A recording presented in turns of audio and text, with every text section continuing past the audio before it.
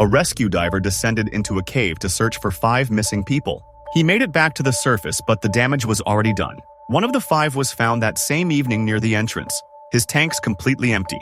He had almost made it out. The other 4 remained hidden for 5 days, trapped inside a passage that didn't exist on any map, a passage that looked exactly like the way out. This is the story of how a routine coral research trip became the deadliest diving disaster in Maldives history. On May 14, 2026, a research yacht was anchored near Alamatha Island in the Vavu Atoll. Someone on board mentioned the cave. Locals called it Shark Cave. Its official name was Dakunu Kondu, though charts also listed it as Devana Kondu or Thinwana Kondu. The entrance sat at 55 meters below the surface, already deeper than any recreational dive limit in the Maldives. A yellow weather advisory was active that morning, warning mariners to exercise caution. The team discussed the dive over breakfast. By 10:30, they were gearing up on the dive deck. Minutes before entering the water, a 6th member, a young university student who had signed up for the dive, stepped back. She later told investigators she simply felt uneasy. She couldn't explain why. She just didn't want to go.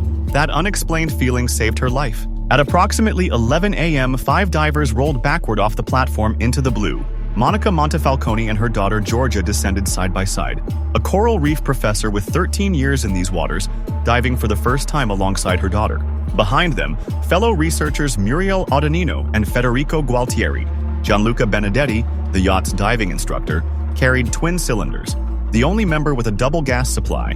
Between them, thousands of hours underwater. Not a single hour inside a cave. None of them carried a guideline reel. None deployed a safety line. None had stage bottles for emergency decompression.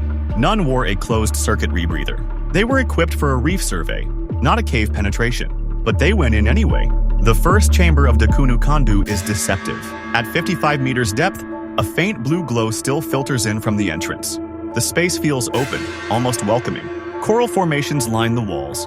The passage stretches roughly 30 meters before narrowing into a low sandy tunnel. Beyond that tunnel lies the second chamber. And that is where the world changes completely. No light reaches the second chamber.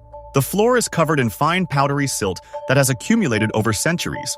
The slightest movement sends it billowing upward like smoke. Within seconds, visibility can drop from 10 meters to less than 30 centimeters, a complete whiteout in total darkness. Somewhere inside this chamber, the 5 divers lost their bearings. The entrance passage was behind them, but they could no longer see it. They turned around and swam toward what they believed was the way out. It wasn't. Near the junction between the second chamber and the exit tunnel, a sandbank sat between 2 openings. One led back toward the entrance. The other led into an unmarked side tunnel, roughly 50 meters long, ending in solid rock. In good visibility, an experienced diver might tell them apart. But in zero visibility after a silt-out, the 2 passages felt almost identical. From inside the cave, the sandbank looked like an impassable wall blocking the real exit. The dead-end passage was wider at its entrance and more obvious than the correct route. To a disoriented diver breathing hard in total darkness, it was indistinguishable from safety. 5 divers swam into it, believing they were swimming toward the surface. By the time they realized the mistake, it was too late to turn around. At 60 meters depth, air consumption runs at 7 times the surface rate. A standard 12-liter cylinder that would last 50 minutes at the surface lasts barely 7 minutes at this depth. Monica, Georgia, Muriel, and Federico each had single tanks. At this depth, their remaining gas was measured in minutes. Nitrogen narcosis was clouding their brains. At 60 meters, the effect is comparable to severe intoxication. Judgment slows, reaction time doubles, fine motor skills deteriorate. For recreational divers experiencing it for the first time, inside a dead-end cave in total darkness, the effect would have been devastating. Gianluca, with his twin cylinders, likely had more gas than the others. His body was later found not in the dead end, but near the cave entrance. He had made it out of the side passage and swum in the right direction, but his gas ran out before he reached open water. He never made it. On the surface, the student waited. 11 a.m. passed, then noon, then 1 p.m. The water remained still. No bubbles, no divers, no sound. At 1:30 p.m., she contacted the Coast Guard. Within hours, the Maldives National Defense Force mobilized aircraft, patrol boats, and military dive teams. It became the largest maritime search operation the country had ever launched. By 6:13 p.m. that same evening, rescuers had already located Gianluca's body. Both his cylinders read 0. The 4 remaining divers were still missing somewhere deeper inside. But every dive into the cave was a gamble with human life. The depth, the darkness, the currents, and the silt made each descent potentially fatal. Then on May 16th, just 2 days after the accident, the operation suffered its most devastating blow. Sergeant Major Mohammed Mahoudi, a veteran MNDF combat diver, was ascending from a search dive when he began showing signs of severe decompression sickness. At depth, dissolved nitrogen forms bubbles in the blood and joints during ascent. If the ascent is too fast or decompression stops are missed, the bubbles expand and block circulation. The condition can cause paralysis, organ failure, or death within minutes. Mahoudi was rushed to ADK Hospital in Male for emergency treatment, but the damage was irreversible. He died attempting to bring home people who were already beyond saving. The sixth victim of Dakunu Kandu was the one who went in to help. His death shut down all operations. The military could not justify sending more divers into conditions that had now killed one of their own. Authorities contacted Dan Europe, the continent's leading dive safety organization. Dan coordinated the deployment of 3 Finnish cave diving specialists, Sami Pakarinen, Patrick Grönqvist, and Jenny Westerlund. They arrived on May 17th with equipment that told its own story. Closed-circuit rebreathers that recycle, exhaled gas, and emit no bubbles. Trimix breathing blends calculated specifically for depths beyond 60 meters. Underwater propulsion vehicles to cover distance without exertion. And continuous guideline reels, the most basic and most critical tool in cave diving. A thin braided line that connects the diver to the exit at all times. It weighs less than a kilogram. The original team did not have one. On May 18th, the Finnish team entered Dakunu Kandu. They laid guideline from the surface to the entrance, then through the first chamber and into the second. Inside the second chamber, they followed scuff marks and disturbed sediment deeper into the system. At the junction, they identified 2 passages. One led toward the original entrance.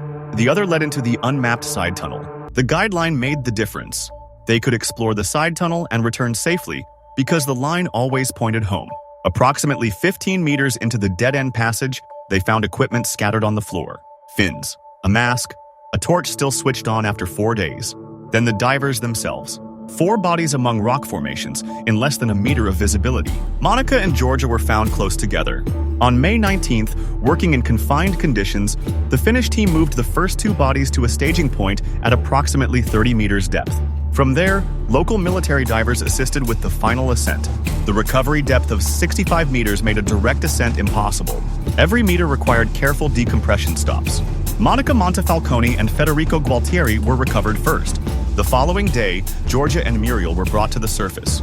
During the recovery operations, a large tiger shark appeared at the cave entrance. The team paused, waited for it to pass, then continued. On May 22nd, the Finnish team made one final dive. They removed every meter of guideline they had installed. They wanted to make sure no one would follow the rope into the cave. In their public statement, they confirmed they accepted no payment for the mission. Investigators from both Italy and the Maldives are still examining evidence. GoPro footage, dive computer logs, and the physical state of the equipment. The yacht MV Duke of York has been suspended from operations pending review. No final cause of death has been officially announced, pending toxicology results. But Dan Europe's preliminary assessment points to one conclusion: disorientation in the second chamber, a sandbank that made the dead end look more obvious than the real exit. Then gas depletion at extreme depth. No single catastrophic failure killed them. It was a chain of small decisions, each one survivable on its own. Exploring an unknown cave with reef diving equipment. Ignoring a weather advisory. Descending without a guideline. Continuing past the point where natural light disappeared. Any single link broken, and 5 people come home alive. But the chain held, and the cave did not forgive. Monica Montefalcone spent 13 years protecting the reefs of the Maldives. The ocean she devoted her career to studying became the place where she and her daughter took their last breaths together. Sergeant Major Mahoudi went into the water to bring strangers home and paid with his own life. The Finnish team entered the same cave with a guideline and came back alive. The 5 who went before them proved that without one, even 20 years of experience means nothing at 60 meters in the dark.